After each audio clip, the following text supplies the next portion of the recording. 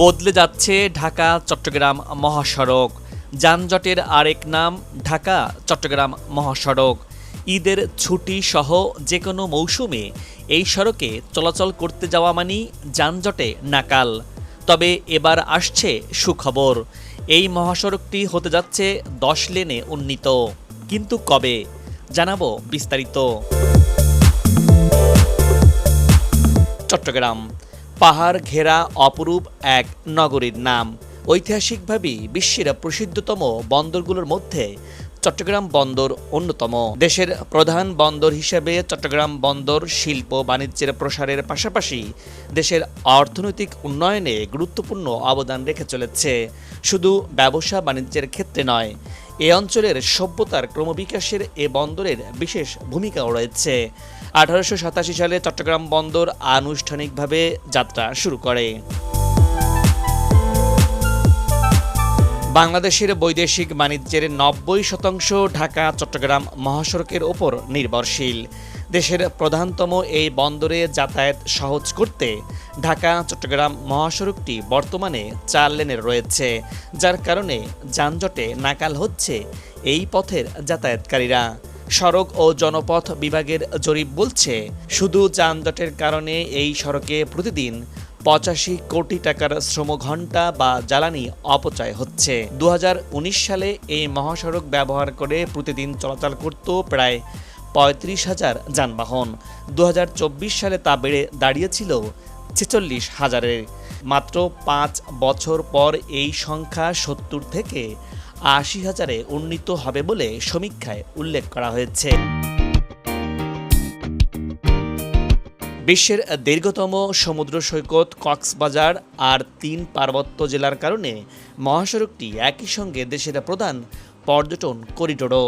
সরকারের পরিকল্পনা অনুযায়ী ভবিষ্যতে এই মহাসড়কটি এশিয়ান হাইওয়ে এবং সাসেক করিডোরে সংযুক্ত হতে যাচ্ছে।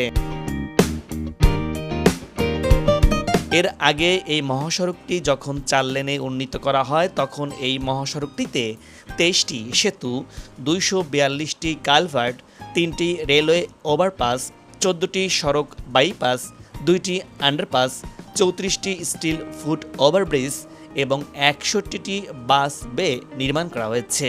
প্রায় 4,000 কোটি টাকা ব্যয় ওই প্রকল্পটি কুমিল্লার দাউদকান্দি টোল প্লাজা থেকে চট্টগ্রাম সিটি গেট পর্যন্ত 192 কিলোমিটার 4 লেন সড়কটি 2016 সালে চালু করা হয়। 4 লেনে উন্নীত হবার পর ঢাকা চট্টগ্রাম মহাসড়কে যানবাহন চলাচলের হার বেড়েছে আগের থেকে অনেক বেশি। পাশাপাশি মহাসড়কটি তৈরির সময় ডিজাইনগত ত্রুটির কারণে মহাসড়ক সংলগ্ন বিভিন্ন মোড় ও বাস স্ট্যান্ডে তৈরি হচ্ছে অসহনীয় যানজট। এতে ঢাকা থেকে চট্টগ্রাম বন্দর পর্যন্ত রপ্তানি পণ্য পৌঁছাতে বিপত্তিতে পড়ছেন দেশের ব্যবসায়ী ও শিল্প মালিকরা, যার নেতিবাচক প্রভাব পড়েছে দেশের রপ্তানি বাণিজ্য সহ সার্বিক অর্থনৈতিক কর্মকাণ্ডে।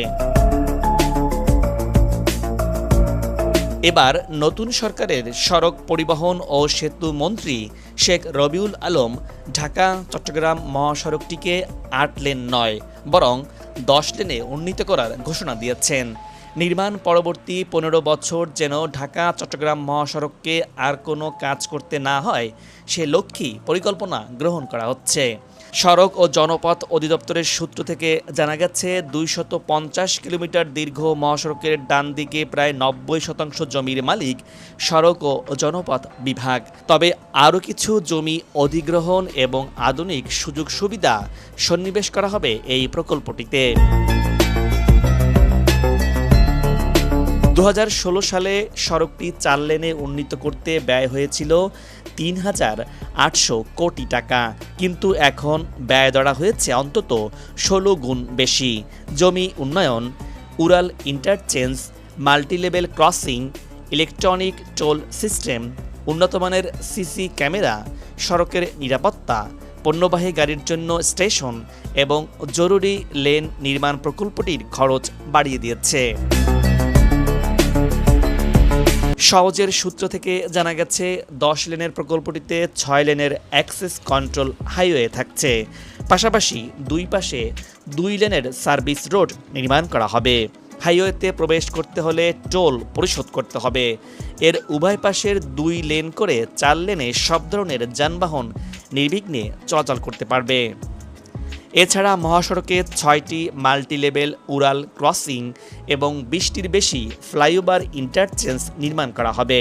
নিরাপত্তা নিশ্চিত করতে রাখা হবে 3 মিটার প্রশস্ত জরুরি লেন এবং আধুনিক মাল্টি লেয়ার ইন্টারচেঞ্জ এবং আধুনিক মনিটরিং ব্যবস্থাও। কাঁচপুর, সাইনবোর্ড, মেঘনা এবং ভৈরব সেতু এলাকার যানজট নিরসনে দ্রুতগতির করিডোর তৈরি করা হবে। এডিবির সহায়তায় পরিচালিত ফিজিবিলিটি স্টাডি এবং নকশা এরই মধ্যে চূড়ান্ত হয়েছে। এখন অর্থের সংস্থান হলেই প্রকল্পের মাঠ পর্যায়ের কাজ শুরু হবে বলে জানা গেছে।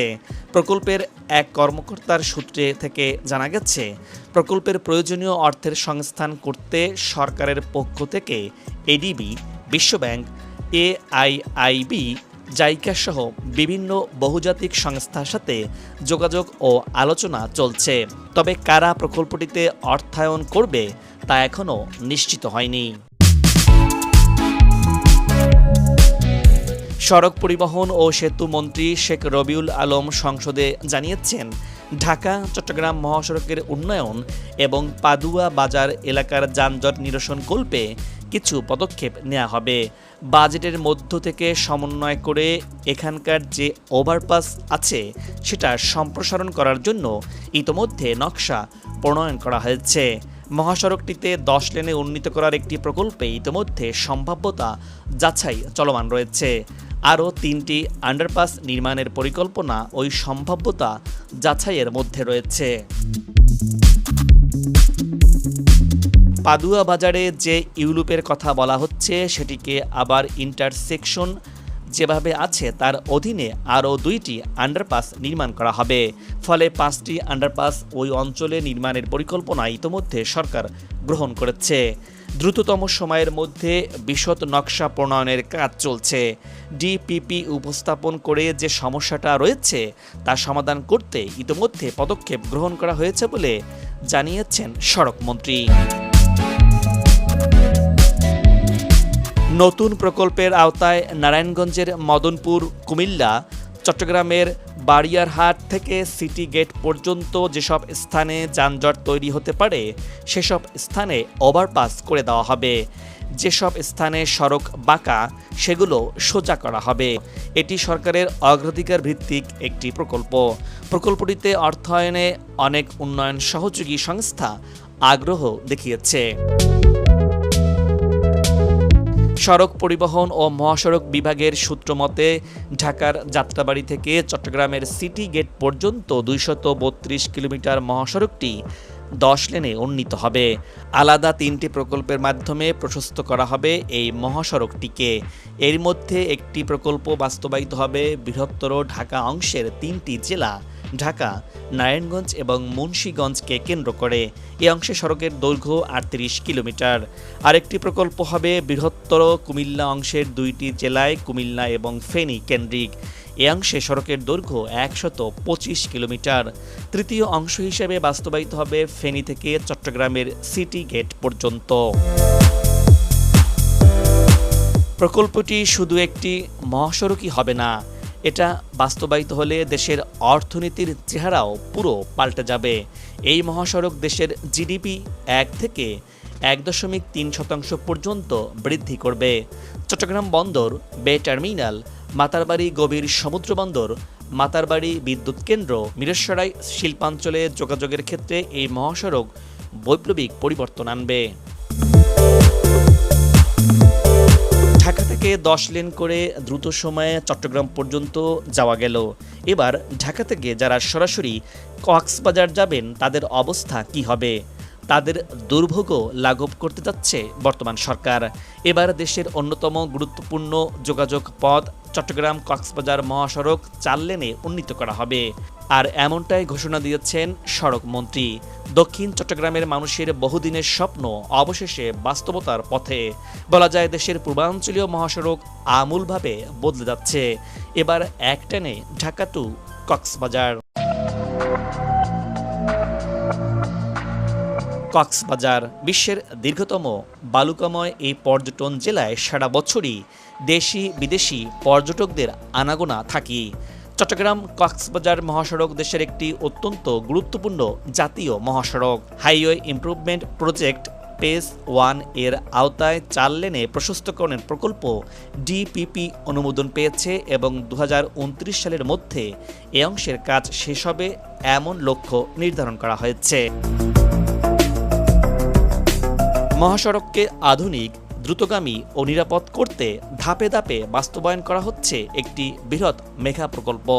প্রথম ধাপে 148 কিলোমিটার এই মহাসড়কটির 26.21 কিলোমিটার সড়ক 4 লেনে উন্নীত করা হবে।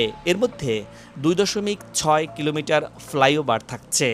এছাড়া 48 কিলোমিটার মহাসড়কের ফিজিবিলিটি স্টাডি করা হয়েছে। এ বিষয়ে জাইকার সঙ্গে আলোচনা চলছে এবং দ্রুত সময়ের মধ্যে প্রয়োজনীয় সিদ্ধান্ত নিয়ে ডিপিপি অনুমোদন হবে বলে আশা প্রকাশ করেন সড়কমন্ত্রী।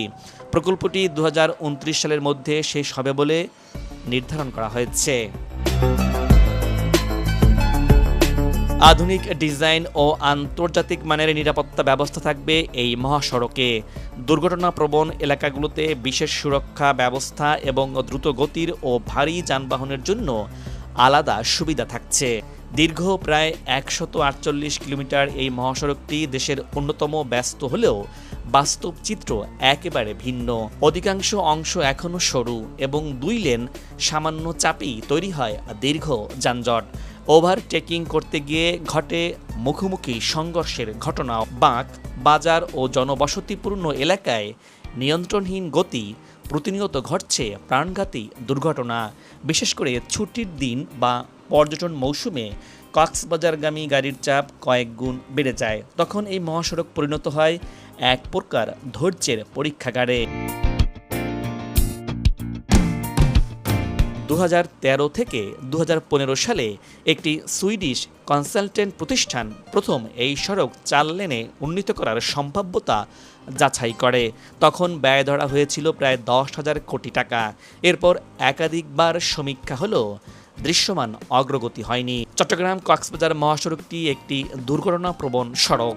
ইতোমধ্যে দুর্ঘটনাপ্রবণ এলাকাগুলো চিহ্নিত করা হয়েছে এবং যেসব স্থানে বিভিন্ন প্রতিরোধমূলক ব্যবস্থা গ্রহণের উদ্যোগ নেওয়া হয়েছে। দর্শক, আজ এ পর্যন্তই। আগামীতে আবারও দেখা হবে নতুন কোনো ভিডিও চিত্র নিয়ে। ভিডিওটি কেমন লাগলো আশা করি আপনার গুরুত্বপূর্ণ মতামত জানিয়ে ভিডিওটি শেয়ার করুন। আর আপনি ভিডিওটি কে কোথা থেকে দেখছেন কমেন্টস করে জানাতে ভুলবেন না। ভালো থাকুন এবং নিরাপদে থাকুন।